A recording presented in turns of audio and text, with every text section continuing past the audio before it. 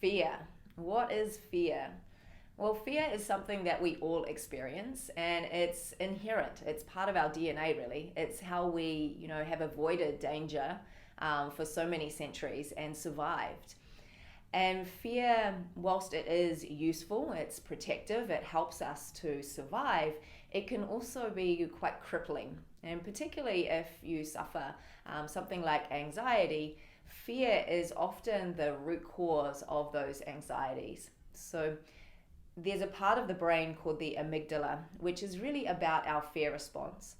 And when we are living in this kind of constant sympathetic nervous system activation, there's not enough downtime, not enough rest, replenish, restore, that fear part of the brain gets kind of switched on even more. And so we become even more fearful of even just the simple things around us.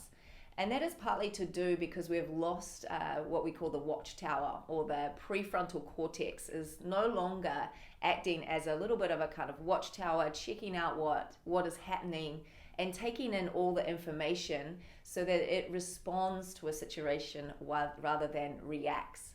When that part of the brain is not working so well, we tend to just react and overreact. Everything is seen as an attack or something that might harm us or threaten us. And so we live in a very fearful place. So a way around working with this fear or reducing our fear is to actually become more in touch with our bodies. Because the more sensory awareness, so feeling, my body here, touching my body, and really getting a sense of how my body feels, it starts to grow another part of the brain called the insula. And the insula is how we sense and feel our body from the inside, and it's how we self-regulate. And when we are in that place of chronic fear and anxiety, it's very hard for us to self-regulate because we can't feel our body. If we can't feel our body, we don't know when those things are starting to bubble up. And we go from kind of zero to that overreaction in a very quick space of time. When we have a better sense of our body and how we feel and sense our body, we can start to feel it build. So rather than going from 0 to 100, we start to feel those incremental changes along the way. And we can be like, I think that's a little bit of fear or anxiety creeping in. I know what I need to do to self-regulate.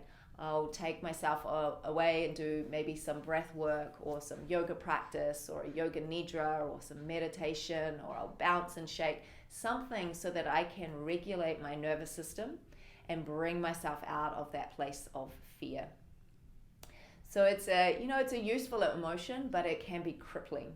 So we want to learn how to work with it so that it doesn't rule us. And the best way around that is to work with practices that invite more sensory awareness into the body. That could be movement practices, it could be meditation practices, it can be breath practices, it can be somatic practices. Just something that actually gets you in your body and out of the thinking mind.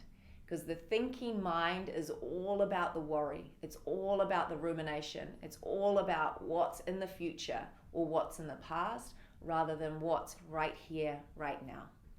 And it's really what's here right now that we have control over. Not the future, not the past. So the more we can reside in this moment, being fully aware of body, breath, sensation, then the better chance we have to regulate our emotions and bring ourselves out of that place of fear. Thank you.